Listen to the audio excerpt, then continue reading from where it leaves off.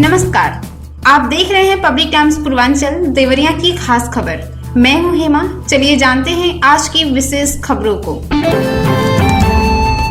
थाना कोतवाली पुलिस द्वारा 12 घंटे के अंदर चोरी की घटना का सफल अनावरण करते हुए अभियुक्त को गिरफ्तार कर लिया गया है और चोरी का कुल माल बरामद कर लिया गया है। आपको बता दें कि जनपद देवरिया के थाना कोतवाली क्षेत्र के अंतर्गत ग्राम सोंदा निवासिनी श्रीमती कनकलता शुक्ला का पर्स 12 मई को जिला कारागार के पास से चोरी होने के संबंध में उनके द्वारा स्थानीय थाना पर 13 मई को दी गई तहरीर के आधार पर थाना स्थानीय पर बीएनएस अभियोग पंजीकृत करते हुए विवेचना की जा रही है। पुलिस अधीक्षक देवरिया श्री विक्रांत वीर द्वारा जनपद में अपराध व अपराधियों के विरुद्ध चलाए जा रहे अभियान के क्रम में अपर पुलिस अधीक्षक उत्तरी श्री अरविंद कुमार वर्मा व क्षेत्राधिकारी नगर श्री संजय कुमार रेड्डी के कुशल पर्यवेक्षण में थाना कोतवाली पुलिस द्वारा थाना स्थानीय पर पंजीकृत अभियोग बीएनएस से संबंधित अभियुक्त महबूब को मुखबिर की सूचना पर जिला कारागार देवरिया के पास से गिरफ्तार किया गया।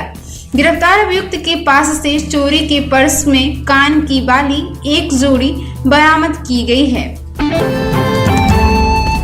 श्रीमान पुलिस उप महानिरीक्षक गोरखपुर परिक्षेत्र गोरखपुर श्री आनंद कुलकर्णी द्वारा जनपद में भ्रमण व निरीक्षण कार्यक्रम के दौरान श्रीमान पुलिस अधीक्षक देवरिया श्री विक्रांत वीर के साथ थाना रुद्रपुर व थाना गौरी बाजार का औचक निरीक्षण किया गया। निरीक्षण के दौरान थाना भवन परिसर में बने मेस तथा बैरकों का औचक निरीक्षण किया गया। इसके साथ ही थाना मालखाना हवालात व थाना कार्यालय के महत्वपूर्ण रजिस्ट्रों की गहनता से अवलोकन कर संबंधित को आवश्यक दिशा निर्देश दिया गया।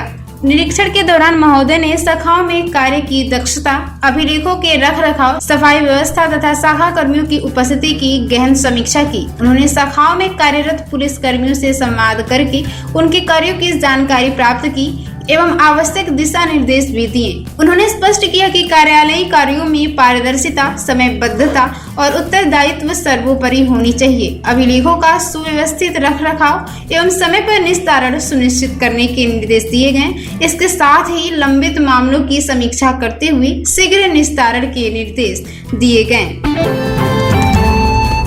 सेंट्रल बैंक ऑफ इंडिया द्वारा संचालित ग्रामीण स्वरोजगार प्रशिक्षण संस्थान देवरिया के सभागार में जूनियर ब्यूटी प्रैक्टिशनर एवं लघु उद्यमी प्रशिक्षण कार्यक्रम की नवीन बैच का शुभारंभ किया गया।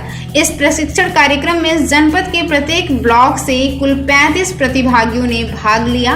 कार्यक्रम का उद्घाटन आरसेडी देवरिया के निदेशक विशाल गुप्ता द्वारा दीप प्रज्वलन एवं माल्यार्पण कर किया गया।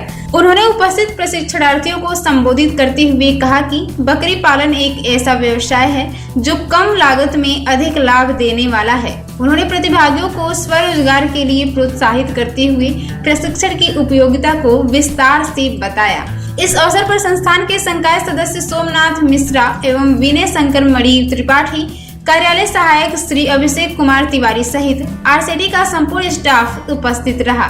सभी ने प्रशिक्षण के विभिन्न पहलुओं, संस्थान के नियमों और लाभों की जानकारी प्रतिभागियों को दी। यह प्रशिक्षण कार्यक्रम 17 जून तक चलेगा। निदेशक ने यह भी बताया कि आने वाले समय में संस्थान में महिलाएं सिलाई कढ़ाई तथा जनरल ईडीपी का भी आयोजन किया जाएगा। जिले के पात्र व्यक्ति समय रहते पंजीकरण कर इन प्रशिक्षणों का लाभ उठा सकेंगे। उल्लेखनीय है कि यह 35 दिवसीय प्रशिक्षण सफलतापूर्वक पूर्ण कराने के बाद प्रशिक्षणार्थी अपने अपने क्षेत्र में जूनियर ब्यूटी प्रैक्टिशनर एवं लघु उद्यमी के रूप में स्वरोजगार स्थापित कर सकेंगे।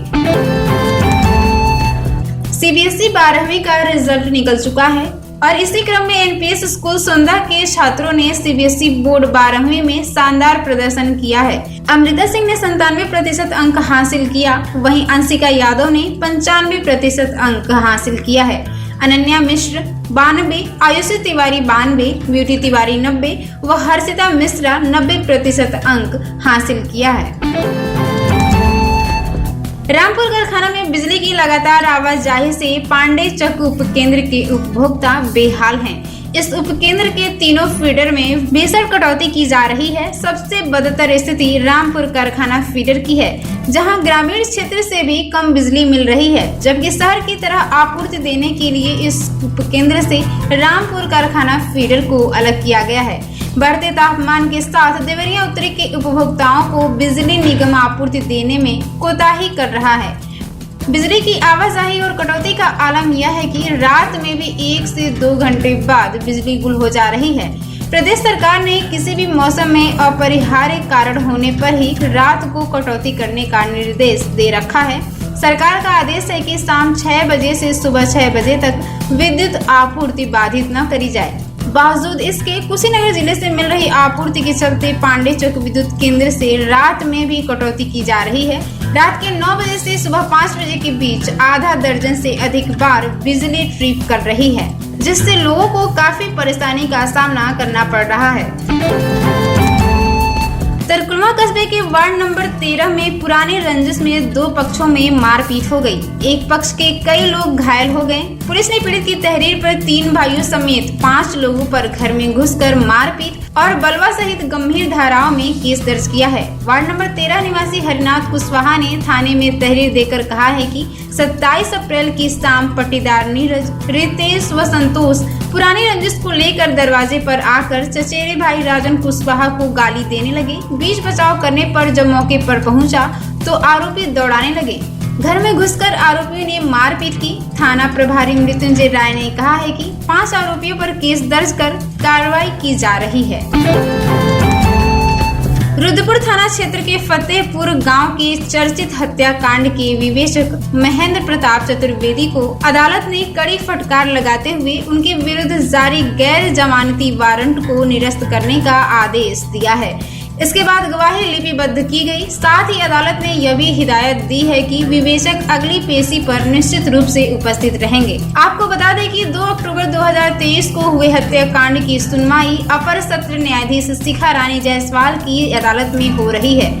सभी साक्षियों की गवाही लिपिबद्ध हो चुकी है। विवेचक को बार-बार नोटिस जाने के बाद भी उपस्थिति नहीं हो रहे थे। विवेचक को बार-बार नोटिस दिए जाने के बाद भी वे उपस्थित नहीं हो रहे थे। विवेचक की कार्यशैली से नाराज अदालत ने पुलिस अधीक्षक को पत्र लिखकर विवेचक को गिरफ्तार कर न्यायालय में पेश करने का आदेश दिया था।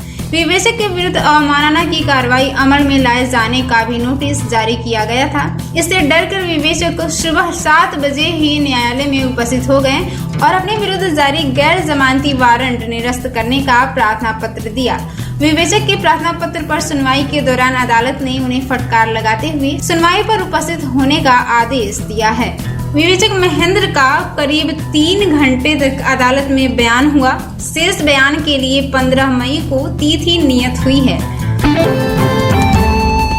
देसई देवरिया ब्लॉक परिसर में पिरुआ माता के स्थान पर चल रहे सतचंडी महायज्ञ के तीसरे दिन रास लीला मंडली के कलाकारों ने देवकी विवाह, भविष्यवाणी, कंस संवाद, मथुरा के राजा उग्रसेन को बंदी गृह में डालने आदि प्रसंग का मंचन किया।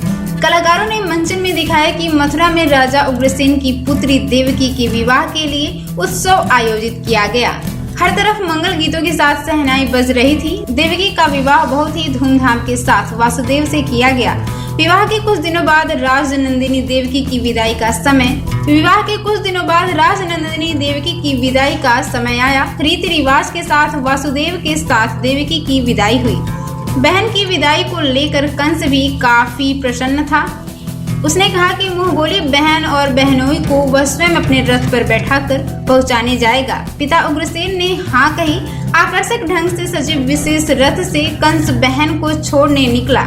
इसी बीच आकाश से दिव्य स्वर में भविष्यवाणी हुई। बताया गया कि हे कंस, जिस बहन को तुम इतने प्रेम से छोड़ने जा रहे हो उसी का 8वां पुत्र तुम्हारा काल होगा। यह सुनकर कंस परेशान हो उठा। भविष्यवाणी को वह भला झूठ कैसे मानता। अपने मृत्यु की भय से भयाक्रांत कंस ने देवकी का वध करना ही श्रेयस्कर समझा। सोचा कि बहन को मार देंगे तो न इसका पुत्र होगा और न ही वध करेगा। देवकी भाई से अपनी जान की भीख मांगने लगी। बोली कि भैया, पुत्र होते ही आपको समर्पित कर दूंगी। इस पर विश्वास कर कंस ने देवकी और वासुदेव को कारागृह में बंद करा दिया। विरोध करने पर पिता उग्रसेन को राजगद्दी से हटाकर उन्हें भी कैद खाने में डलवा दिया। इस प्रसंग को देखकर सतचंडी महायज्ञ में आए लोगों का मन मंत्रमुग्ध हो गया। भटनी के मड़पही गांव निवासी एक शख्स ने बरियारपुर इलाके के कॉलेज प्रबंधक पर मर्चेंट नेवी में नौकरी दिलाने के नाम पर 5 लाख रुपए की ठगी का आरोप लगाया है। शिकायत पर पुलिस ने आरोपी पर केस दर्ज कर मामले की जांच में जुट गई। हालांकि आरोपी कॉलेज प्रबंधक ने इसे राजनीति का हिस्सा बताते हुए बेवजह फंसाने की बात कही है। जानकारी के अनुसार भटनी के मंडपही गांव निवासी शंभू शरण यादव ने थाने में तहरीर देकर बताया है कि वह रेलवे में कार्यरत थे। 2021 में सेवानिवृत्त के बाद घर रहने लगे। इसी बीच 2022 में अपने बेटे विवेक यादव की नौकरी के लिए बरियारपुर थाना क्षेत्र के मोहवी गांव निवासी रिश्तेदार जयराम यादव को 5 लाख रुपए दिए थे। 3 साल का समय बीत जाने के बाद भी नौकरी नहीं मिलने पर पीड़ित को ठगी का एहसास हुआ। वह आरोपी से रुपए वापस मांगने लगा। आरोप है कि इससे नाराज होकर आरोपी ने पीड़ित व उसके बेटे को जान से मारने की धमकी दी। इससे परेशान होकर पीड़ित ने इसकी शिकायत पुलिस से की। हालांकि कॉलेज प्रबंधक ने बताया कि पीड़ित ने कोई रुपए नहीं दिए हैं। अगर उनके पास कोई सबूत व साक्ष्य हो तो प्रस्तुत करें। उन्होंने कहा कि कॉलेज को बदनाम करने के लिए कुछ लोग बहुत दिन से लगे हुए हैं। प्रभारी निदेशक जितेंद्र सिंह ने बताया है कि केस दर्ज कर लिया गया है। मामले की विवेचना की जा रही है। आपको बताते चले कि उच्च न्यायालय के आदेश का अनुपालन न करने के मामले में हाईकोर्ट ने दिव्या मित्तल, एसडीएम सदर श्रुति शर्मा, प्रभारी निरीक्षक कोतवाली पारसनाथ तिवारी, क्षेत्रीय लेखपाल अमरजीत सिंह को व्यक्तिगत रूप से उपस्थित होकर शपथ पत्र देने का आदेश दिया है। स्नेही पुत्र जयश्री निवासी अमेठी नगर अंदर नोनिया टोला देवरिया ने हाईकोर्ट प्रयागराज में अवमानना याचिका दाखिल किया है। आरोप है कि माननीय उच्च न्यायालय द्वारा पारित आदेश दिनांक 5 फरवरी 2019 का अनुपालन विपक्षी गढ़ द्वारा नहीं कराया गया। उच्च न्यायालय ने सभी विपक्षी को 29 मई को व्यक्तिगत रूप से उपस्थित होकर शपथ पत्र दाखिल करने का आदेश दिया है।